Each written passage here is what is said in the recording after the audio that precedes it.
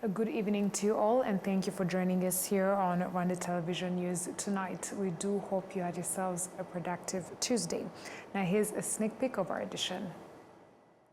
The President of the Republic, His Excellency Paul Kagame, has pointed out that for Rwanda to achieve its goal of becoming a high-income economy by 2050, the country must have sufficient electricity. The Coalition of Human Rights Organization in the Democratic Republic of the Congo has condemned the cooperation between the country's authorities and the terrorist group that calls itself the FDLR, as well as the support it receives from some individuals who participated in the genocide against the Tutsi and are living abroad. Once again, you are welcome to tonight's English News Bulletin, coming to you straight from the heart of Africa, Kigali. My name is Martina Abera. Now, the President of the Republic, His Excellency Paul Kagame, has pointed out that for Rwanda to achieve its goal of becoming a high-income economy by 2050, the country must have sufficient electricity. He explained that this is why Rwanda has chosen to use nuclear energy to complement other sources of energy the country currently uses, with the aim of increasing industrial productivity and promoting sustainable development. He made the remarks at the second Nuclear Energy Summit in Paris on Tuesday. The international summit examined additional measures that could be taken within existing strategies so that the amount of nuclear energy available worldwide can at least triple. The Director General of the International Atomic Energy Agency has stressed that the future of the world requires cooperation in removing the remaining barriers to the use of nuclear energy. We all agree that the conditions out there all point in the direction of integrating fully nuclear energy in our energy mixes. This doesn't mean that nuclear energy is going to be the dominating factor, not at all. Not at all. What we are aiming at, as the President said, is intelligent, integrated energy systems that are going to be what we need in these days. It could be development, it could be electrification, it could be digitalization, it could be artificial intelligence. And in all these sectors, it is obvious that we are going to be needing answers that are predictable, answers that are reliable. And nuclear energy is there. And it's not by coincidence that so many countries in this beautiful continent of Europe, especially in Central and Eastern Europe, are doubling down. For those that had nuclear and for those that didn't have nuclear, walking in that direction, because it is obvious that this is an alternative that is giving this. And of course, challenges that pre-existed and are not specifically political, but technological, environmental, related to climate change or global warming, in whichever form you want to address the problem, exist there. So in this convergence of these challenges out there, clearly there is a space for nuclear. On his part, President Paul Kagame emphasized that Rwanda is ready to use nuclear energy to achieve the country's sustainable development goals, adding that Rwanda has already begun laying the foundation for this initiative. Rwanda aims to be a high-income country by 2050. That requires abundant electricity. And that is why we have decided to make nuclear central to our strategy. It will diversify our energy mix while providing the stability required for industrial growth and long-term transformation. Achieving this requires strong institutions, sound regulation, and an educated workforce, and that is the foundation Rwanda is building. We are grateful to the IAEA for supporting the Rwanda Atomic Energy Board, as well as our national regulator in this endeavor. Equally important is human capital. Hundreds of Rwandans have been trained in nuclear science and engineering through partnerships with leading global institutions. We have also introduced a new program in nuclear science at the University of Rwanda.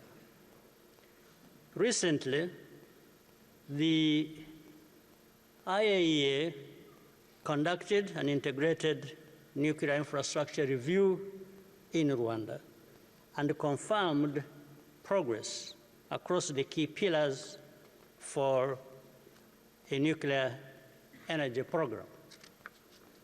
Our country is prepared to proceed through the agency's milestone approach to the next stage.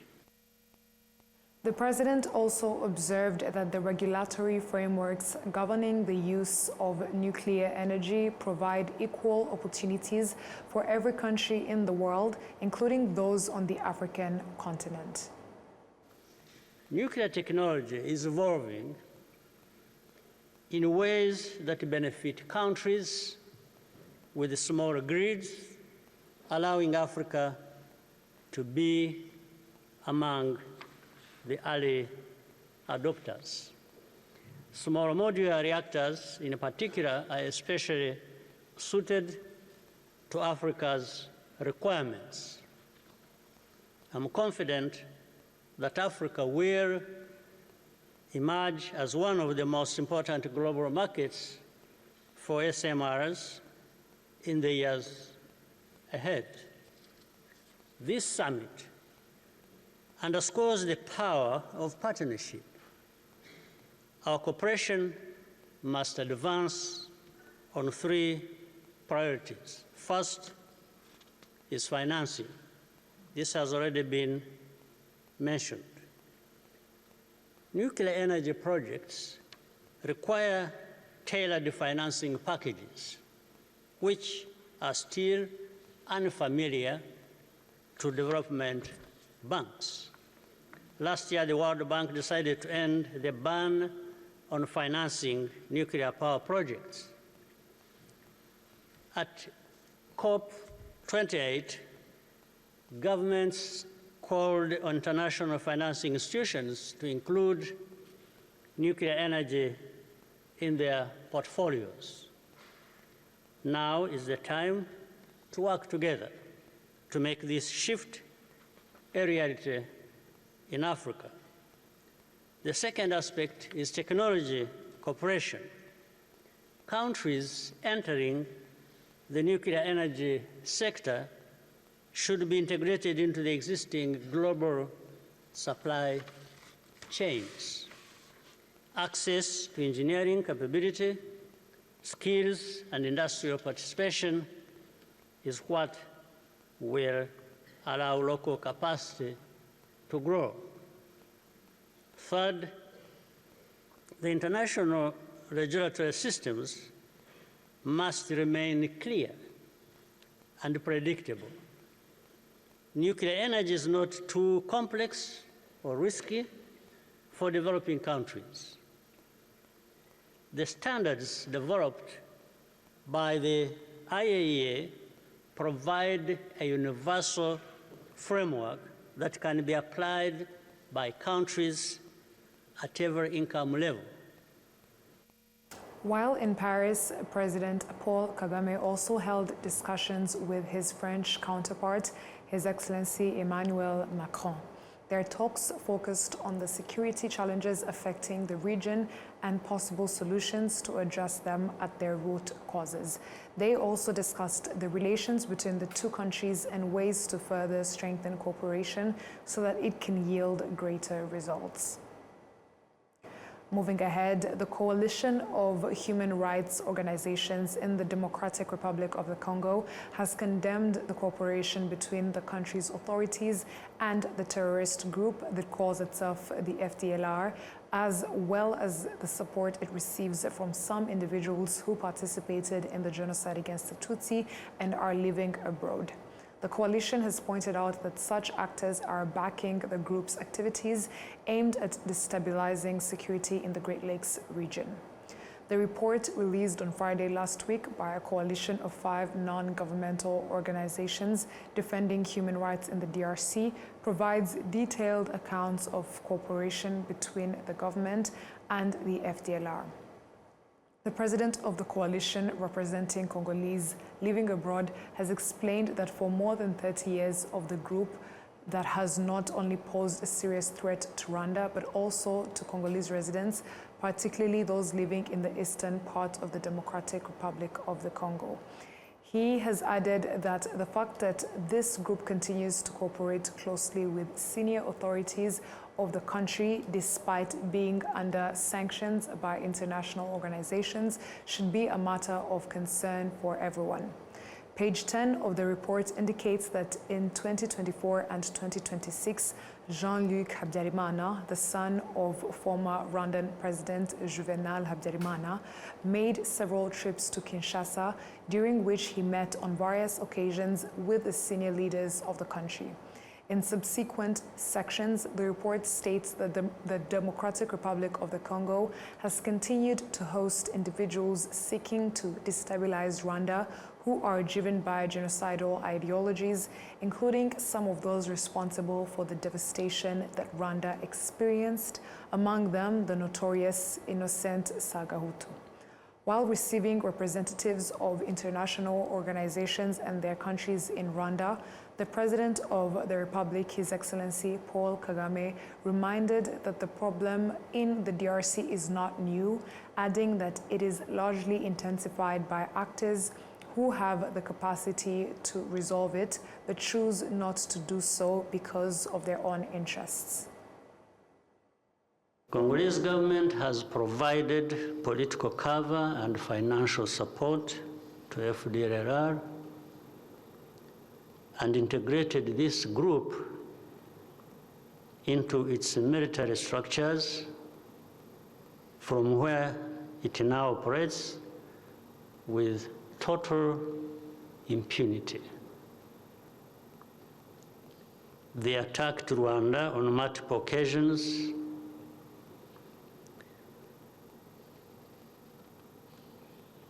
Some countries issued travel advisories as a result. And lately, the son of the former leader of Rwanda, who led this country into genocide, and other close collaborators of his, have been visiting Kinshasa in order to deepen the alliance with FDLR, and they have more or less openly been welcomed there. We have consistently raised these issues in every relevant forum and directly to many of you here. But each time, the root causes and structural drivers of this conflict are dismissed in favor of short-term measures and interests. The dismantling of the FDLR terrorist group was one of the provisions included in the Washington Accords, which Rwanda and the DRC signed in December last year as part of efforts aimed at achieving peace in eastern Congo, where stability has remained elusive for more than 30 years. Moving ahead, the plenary session of the Senate approved the resolutions of a report on the oversight of government activities aimed at improving access to clean water for citizens. Among the resolutions adopted is the call to accelerate projects for building water treatment plants, as well as to establish a reliable system for monitoring all water supplied to the population and other users, including water provided by private operators working in rural areas. Residents of Gisagara district, along with people from other parts of the country, are among those who still report challenges in accessing clean water. However, some residents also express satisfaction that the problem is beginning to be addressed.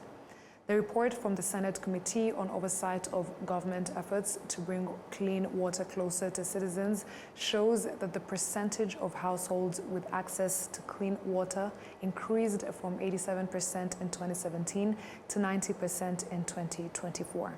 Senators noted that although significant progress has been made, there are still challenges that need to be addressed. The Senate Plenary Assembly approved the report and resolved that it will continue to monitor the implementation of the recommendations contained in it. The resolutions adopted by the Senate include accelerating projects to construct water treatment plants, expanding and rehabilitating water distribution networks, replacing outdated water pumping machines, and speeding up the implementation of strategies to reduce the loss of treated clean water. They also include establishing a reliable system to measure and monitor all water supplied to citizens and other users, including water provided by private operators working in rural areas.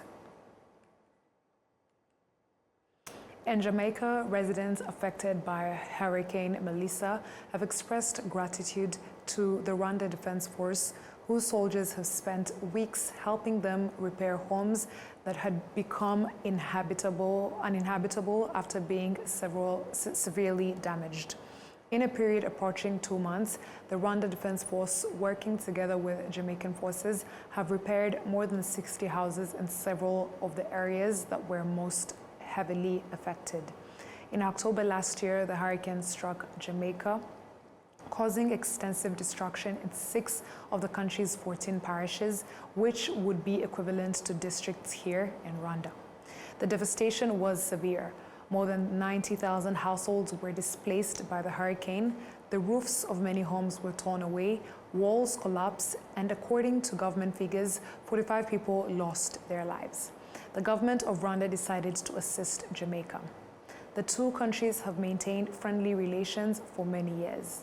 In January this year, a group of 100 soldiers from an engineering contingent departed by air from Kigali International Airport, and upon arrival, they immediately began their work without delay. The houses are rebuilt as quickly as possible so that residents can return to them in better condition than before the destruction. The people of Jamaica say they will not forget the assistance provided by the soldiers of the Rwanda Defense Force. In less than 2 months, the soldiers have repaired 62 houses, including some that had been so badly damaged that they required reconstruction almost from the ground up. In addition to the homes, the soldiers have also repaired public infrastructure. Disasters of this magnitude last occurred in Jamaica in 1988. This time around, Hurricane Melissa caused damage estimated at $8.8 billion, equivalent to about 41% of that country's gross domestic product. Brigadier General Patrick Karuretwa and head of International Military Cooperation in the Rwanda Defense Force stated that cooperation among the armed forces of East African countries is important and presents many opportunities for the member states of the East African community. He made these remarks during a 2-day meeting bringing together chief executive officers of military industries from these countries aimed at strengthening cooperation among them. And our Gladys and Safari Desire with more. During this two-day meeting that brought together leaders of military industries from these countries, Brigadier General Patrick Karuretwa, the head of international military cooperation in the Rwanda Defense Force, stated that cooperation among these countries is important and that they should not be left behind in technological advancement. Development of a strong and sustainable defense industrial base is a strategic priority for any nation that seeks to ensure its security and sovereignty. Military industrial facilities play a critical role in enabling our armed forces to operate effectively by providing reliable access to essential equipment, maintenance services, and technical capabilities. At the same time, defense industries contribute to economic growth, industrial development, job creation, and technological advancement. For the East African community, cooperation in this domain presents significant opportunities. The increasing use of unmanned systems, artificial intelligence, cyber capabilities, and advanced surveillance technologies continue to redefine how conflicts are conducted and how security challenges must be addressed. The East African community cannot be left behind. At the same time, the international system itself is evolving. As His Excellency President Paul Kagame, President of the Republic of Rwanda and Commander-in-Chief of the Rwanda Defense Force recently observed, and I quote, "Whether or not you believe that there was a rule-based international order, it is clear today that changes are underway which will affect all of us." This reality calls upon all nations, and particularly our region, to strengthen self-reliance, resilience, and strategic partnerships. For the East African community, investing in defense industrial capacity, research and development, and technological innovation is therefore no longer an option. It is a strategic necessity if we are to ensure that our armed forces remain capable of responding effectively to emerging security threats. Engineer James Mutamba, who represented the delegation from Uganda and also chaired the meeting, stated that the outcomes of this cooperation benefit all the member countries of the East African community. As you may know, worldwide, most of the technologies that have evolved, they usually come from the military. Each state has its own products, has its own specialty. And you find, I give you an example, since we're in the Republic of Rwanda, the Republic of Rwanda has this specialty. The Republic of Uganda has this specialty. Tanzania has its own. Our leaders decided to do is to bring the partner states together and we find out who is good at what.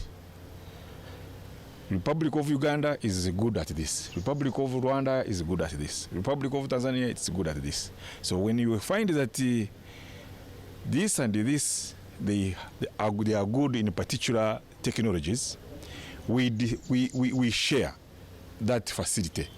We share the facility within ourselves. We have noticed that all the materials, all the raw materials that are being used to make defense products are from Africa. So why should we take our raw materials to Europe and then we buy the products? It is expected that after this meeting, participants will have the opportunity to visit Rwanda's military industry facility. Young entrepreneurs who have created technology-based businesses say they have begun to see its benefits, including finding solutions to certain challenges within Rwandan society by taking advantage of opportunities created by the country. They made these remarks during the Inclusive FinTech Forum 2026 taking place here in Kigali. Aline Wimhwe, who has a physical disability affecting her limbs, graduated in tourism and hospitality. She says that after completing secondary school, she decided to become a job creator by founding the company Africa Wizi Safaris. For providing inclusive safari, or we are focusing for people with disability. Those people who have a different kind of disability, whether you are blind, you are deaf, you have a physical disability, but you need to do gorilla trekking, you need to visit Rwanda, or you need to discover the whole country of Rwanda. So those are the many customers or our segment when you are going to provide those kind of services. So attending this meeting, it is a huge positive impact to our company because first of all, we just connecting to each other. Those people who are just attending the event, the meeting, we're just connecting, and then we just learn something from them because the technology for now, it's about the knowing where the world is going. Because we do marketing through the social media, we do marketing using the AI system. We do different kind of marketing, but when you don't have a technology, there's no way you can just do it. So this meeting is another thing that will be added to our company and goals. Okay. For now, we have a wheelchair, we have a stretcher. Those stretchers are the one whom we use.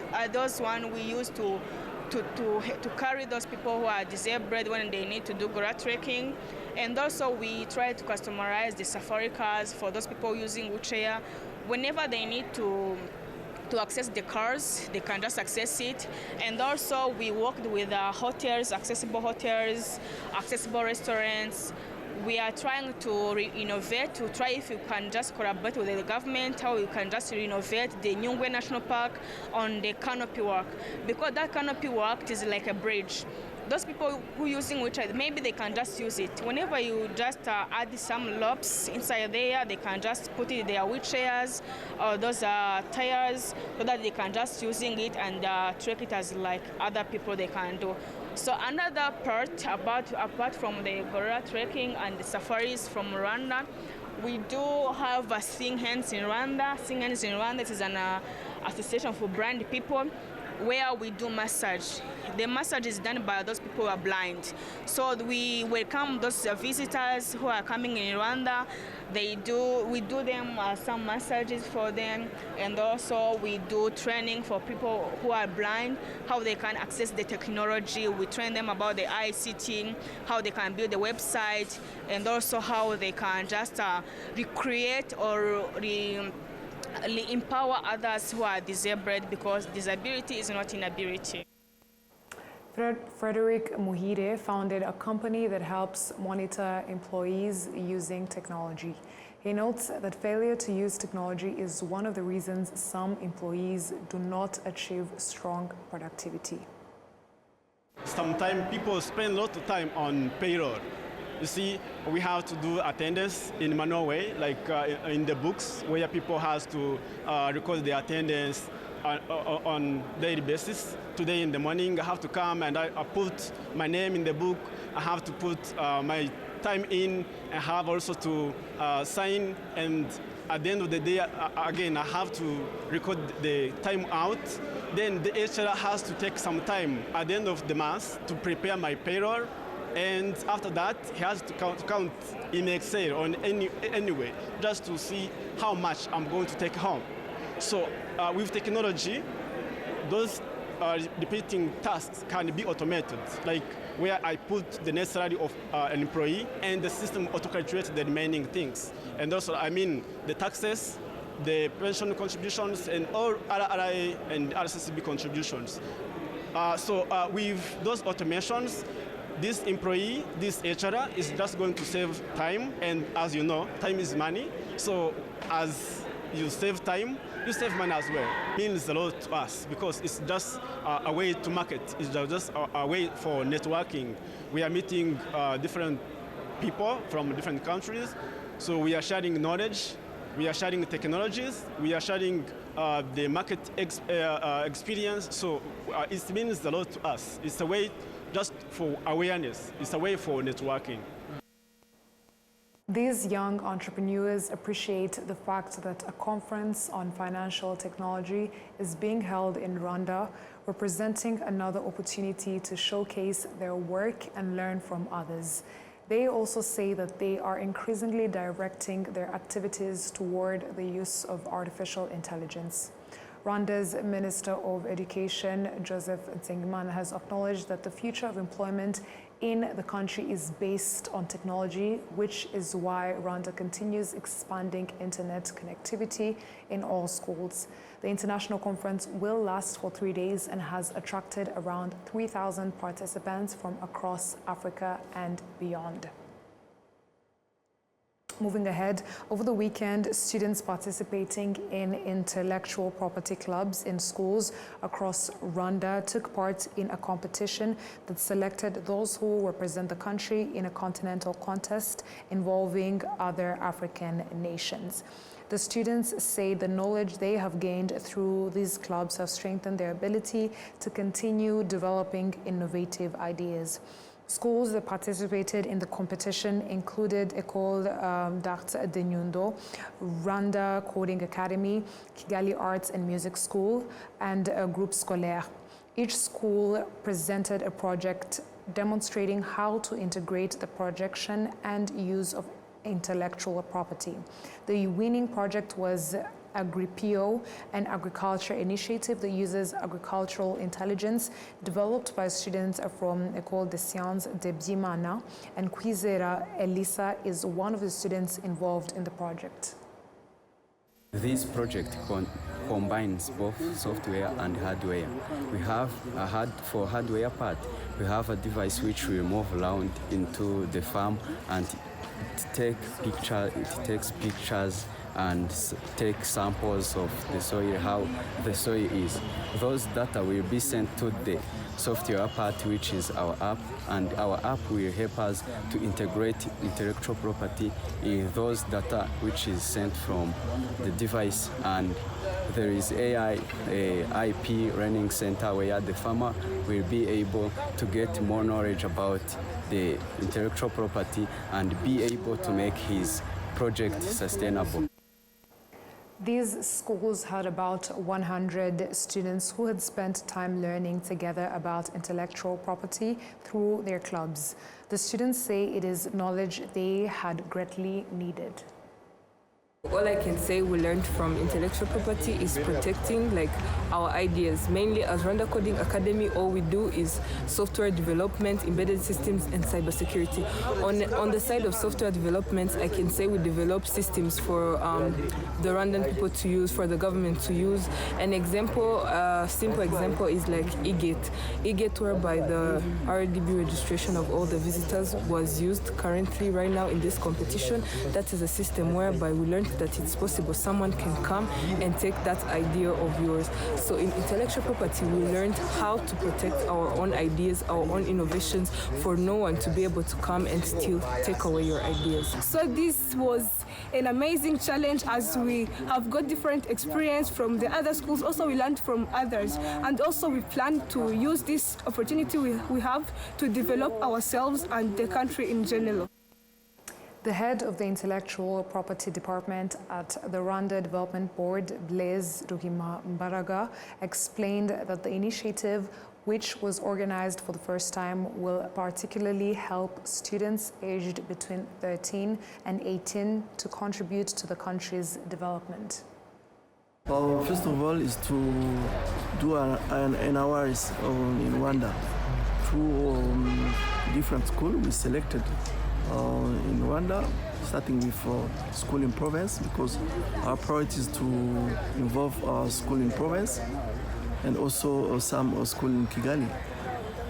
Doing an awareness on IP, I think it's a better strategy to have these young people being involved in IP. And then also a competition where different schools compete to have at the end a good project. And we hope to see this project we select today winning the last stage of the regional organizational planning very soon in Zimbabwe. It is expected that École des Sciences de Bimana, which emerged as the winner of the national competition, will represent Rwanda in Zimbabwe in a similar competition scheduled for April this year. The event will bring together other African countries, including Ghana, Tanzania, Zambia, Gambia, and Liberia.